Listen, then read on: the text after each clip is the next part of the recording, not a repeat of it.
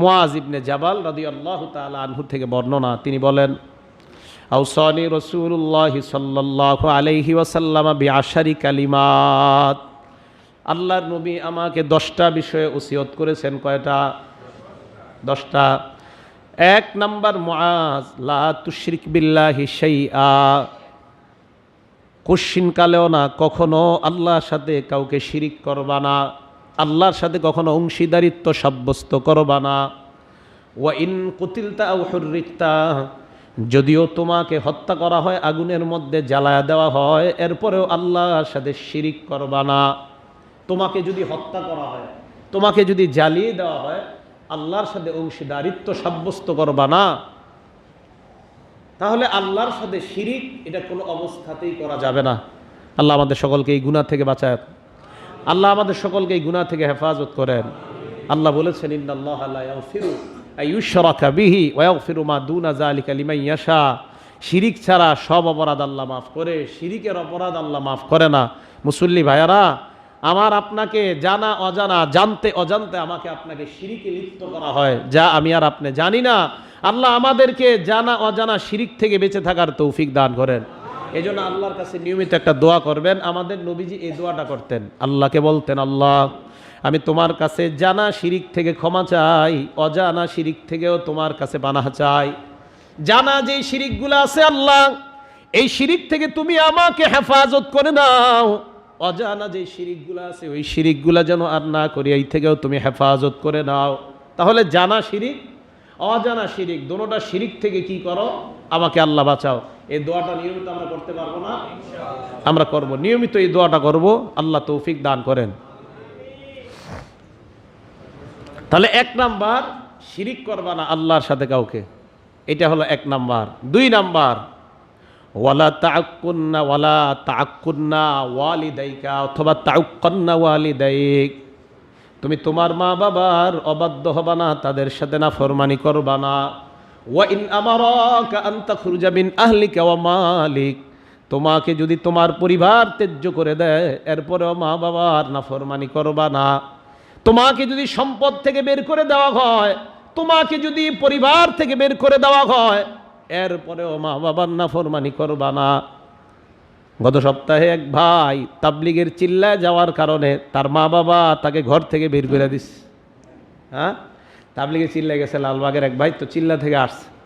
আসার পর গত তাফসিরে মঙ্গলবারে আমারে বললো, হুজুর আব্বা, আমার আম্মা আমার ঘরে জায়গা দেয় না, ঘর থেকে বের করে দিছে, বলছে আমার চেহারা আর দেখতে চায় না। আমি কি করব? আমি কই খারাপ আচরণ করছেন?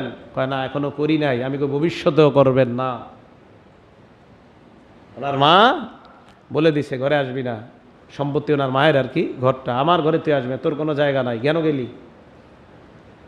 তো আমারে বললো কি করণীয়? আমি কোনো করণীয় নেই, আপনি আপনার মায়ের সাথে ভুলেও খারাপ আচরণ করবেন না, একটু আওয়াজে কথা বলবেন না, সাবধান, উঁচু আওয়াজে কথাই বলা যাবে না। হ্যাঁ, আমাকে যে এটা করলো, আমি করুক, আরও যা করার করবে। আপনি আপনার মা, আপনার বাবার সাথে খারাপ আচরণ করতেই পারবেন না।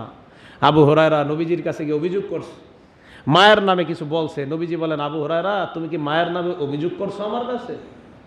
হুজুর না না, অভিযোগ না। তাহলে কয় মা আপনারে গালি দেয়। নবীজি বলে, উনি আমাকে গালি দেয় এটা অন্য ব্যাপার, কিন্তু তুমি তোমার মায়ের ব্যাপারে নালিশ করছো কিনা সেটা বলো। আবু হুরায়রা বুঝছে ঘটনা তো অন্যদিকে। হুজুর আমি তো আসলে আমার আম্মা আপনারে গালি দেয় দেখে আমার খুব খারাপ লাগতেছে। আমাকে গালি দেখ আর যা দেখ, তোমার মায়ের সাথে তুমি কখনো খারাপ আচরণ করতে পারবা না, মায়ের ব্যাপারে কোনো খারাপ ধারণা রাখা যাবে না। আল্লাহ কোরআনের মধ্যে বলেছেন, মা বাবা যদি নাফরমান হয়, এরপরেও তাদেরকে কোনো ধমক দিয়ে কথা বলা যাবে না। মা বাবা যদি খ্রিস্টান হয়, বেঈমান হয়, হিন্দু হয়, তাদেরকে ধমক দিয়ে কোনো কথা বলা যাবে না।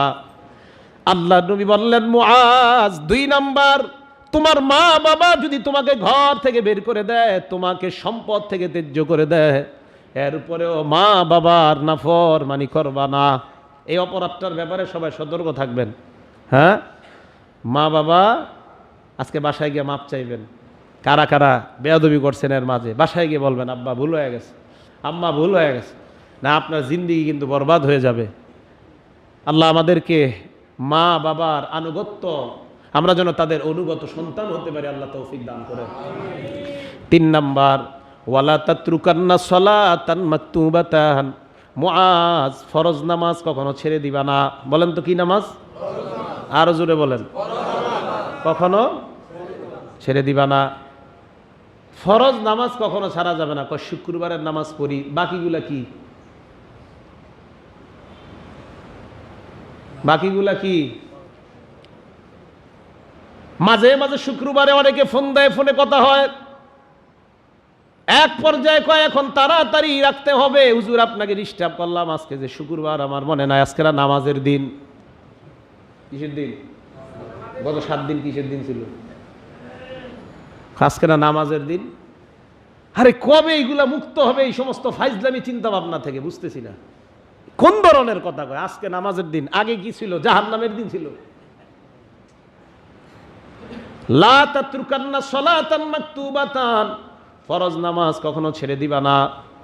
নবীজি বলেন ফামান তারাকা সালাতান মাকতুবাতান মুতাআম্মিদান, ইচ্ছাকৃতভাবে যদি এক উক্ত ফরজ নামাজ কেউ ছেড়ে দেয়, ফজর না ফরজ, ফরজ ফজর না ফরজ, ফজর নামাজ ছেড়ে দিলেও আল্লাহর জিম্মা থেকে বান্দা মুক্ত হয়ে যায়।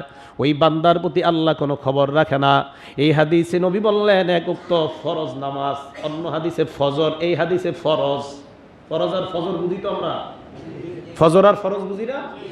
এক হাদিসে নবী বললেন ফজর ছেড়ে দিলে ওই বান্দা আল্লাহর জিম্মা থেকে মুক্ত হয়ে যায়, বান্দার কোনো দায়িত্ব আল্লাহ নেয় না। এই হাদিসে নবী ফজর বলে নাই, বলছে যেই কোনো ফরজ নামাজ, সেটা এশা হোক, মাগরিব হোক, সেটা ফজর হোক, জোহর হোক, আসর হোক, কেউ যদি এক উক্ত ফরজ নামাজ ইচ্ছাকৃতভাবে ছেড়ে দেয়, ফাকাদ বারিআত মিনহু জিম্মাতুল্লাহ, ওই বান্দা আল্লাহর জিম্মা থেকে মুক্ত হয়ে যায়, তার ব্যাপারে আল্লাহ খবর রাখে না। বলেন নাউজুবিল্লাহ। এক উক্ত ফরজ নামাজ ইচ্ছাকৃতভাবে ছাড়া যাবে না। এটা হলো 3 নাম্বার।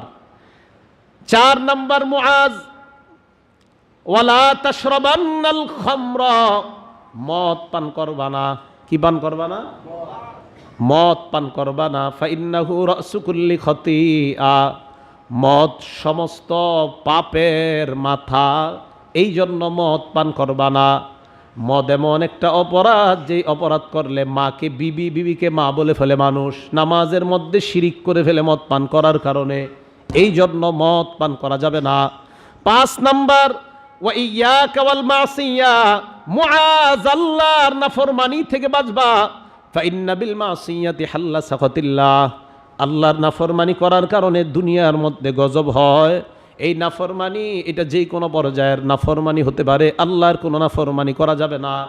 6 নাম্বার, ওয়া ইয়াকা ওয়াল ফিরার মিনাজ জাহাফ, যুদ্ধের ময়দান থেকে পলায়ন করবা না। কোত্থেকে পলায়ন করবা না? যুদ্ধের ময়দান থেকে পলায়ন করবা না। ওয়া ইন হালাকান নাস, মানুষ সবাই যদি ধ্বংস হয়ে যায়, এরপরেও তুমি পলায়ন করবা না। সবাই মারা গেল, তুমি পলায়ন করবা না।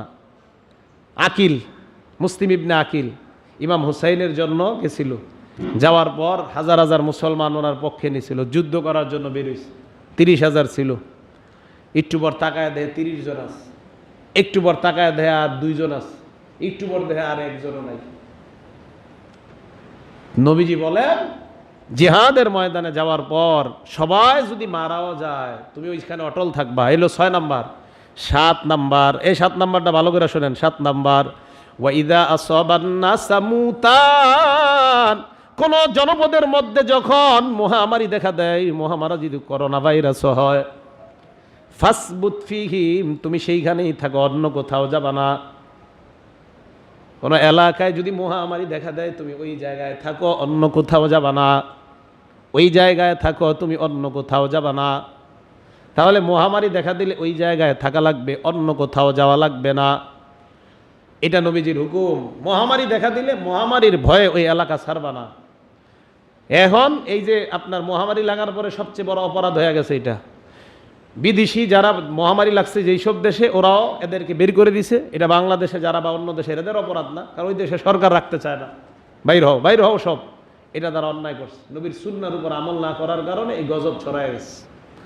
নবীজি বলছেন মহামারী যে এলাকায় হবে ওই এলাকায় থাকবা, ওখান থেকে বাইরে যাবা না। আপনারা তো ছেলের চেহারাও দেখতে চান নাই, ছেলে বাবার চেহারা দেখতে চায় নাই। কি ঘটনা ঘটছে কিনা? হ্যাঁ, হুজুরে ফোন দিয়ে কইছে। কি হুজুর লাশটা দাফন করে দেন। আপনি দেখবেন না? না না না, দেখা দরকার নাই, আপনি দাফন করে দেন। গজব আপনার উপরে লাগুক, আমার উপরে না আসুক। আপনাদের উপরে যত গজব হোক, আপনারা হুজুর মানুষ, তো আপনাদের পাত্তা টাত্তা নাই, বুঝেন না? আপনাদেরকে ওই সব জায়গায় আমরা ব্যবহার করি। কোন সব জায়গায়? যখন বিপদে পড়ি তখন আপনাদের কাছে পানি পড়া নিতে যাই, যখন বিপদে পড়ি তখন আপনাদেরকে দিয়ে জানাজা পড়াই, যখন লাশ দাফন করতে লোক পাই না আপনাদেরকে দিয়ে দাফন করাই, এরপরে আপনাদেরকে নিয়ে খেলতে চাই মাঠে। হুজুররা সব কিছু করায়, আবার এদেরকে সাথে খেলতে চায়। এই হলো ঝামেলা আমাদের। যে এলাকায় গজব লাগবে ওখানে থাকো, ওখান থেকে বেরোবে না।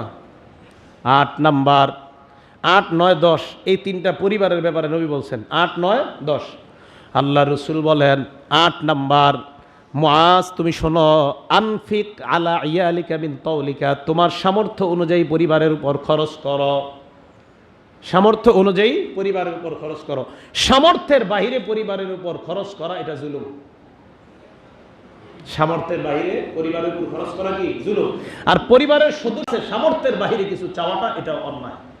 কথা কি বুঝে আসছে? 8, 9 নাম্বার, ওয়ালা তারফা আনহুম আসাকা আদাবা, আদব শিক্ষা দেওয়ার লাঠি তাদের উপর থেকে কখনো উঠাইবা না। আদব শিক্ষা দেওয়ার লাঠি এদের থেকে উঠাইবা না। এর মানে এদেরকে মারবেন সারাক্ষণ না। তুমি এমন ভাবে থাকতে হবে কর্তা পরিবারের, তোমাকে যেন ভয় পায়, তুমি যেন ভয় পায় তোমাকে, তোমার বিবি যেন তোমাকে ভয় পায়, তোমার সন্তানরা যেন তোমাকে এই ভয় পায় যে আমরা ধর্মীয় কোনো অপরাধ করলে আমার বাবা আমাকে ছাড়বে না, আমি বিবি ধর্মীয় অপরাধ করলে আমার স্বামী আমার উপর অসন্তুষ্ট হবে, এই ভয় যেন বিবির মধ্যে থাকে। সব ক্ষেত্রে না। তো ধর্মীয় ব্যাপারে তাদের থেকে আদবের লাঠি উঠাইবা না। এর দ্বারা উদ্দেশ্য কি? এদের উপর তুমি এমন একটা প্রভাব বিস্তার করো এরা যেন বুঝে ধর্মীয় অপরাধ করলে আমাদের ঘরের কর্তা আমাকে ছাড়বে না। কথা কি বুঝে আসছে ভাই? এ হলো 9 নাম্বার।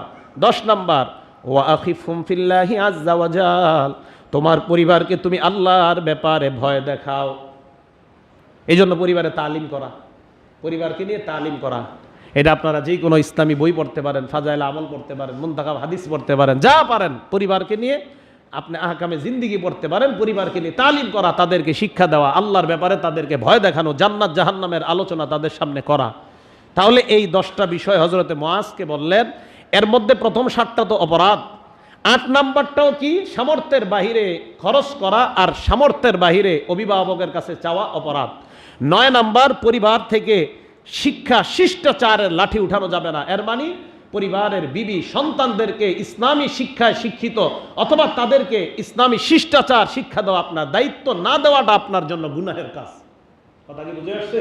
আমি জামি ইসলামিয়া বয়ানে বলেছিলাম একটা হাদিস, এই যে গত কয়েকদিন আগে, ওই সম্প্রদায় যারা নিজেরাও শিখে না, পরিবারকেও আদব শিষ্টাচার শিক্ষা দেয় না, নবী বলেন আমি থাকলে এদেরকে শাস্তির ব্যবস্থা করতে হবে। তাহলে এই হলো অপরাধ। 10 নাম্বার, পরিবারকে আল্লাহর ব্যাপারে ভয় দেখানো। যদি ভয় না দেখান এটাও আপনার জন্য অপরাধ। আল্লাহ আমাদের সকলকে এই হাদিসের এই 10টা জিনিস শিক্ষা করার তৌফিক দান করেন।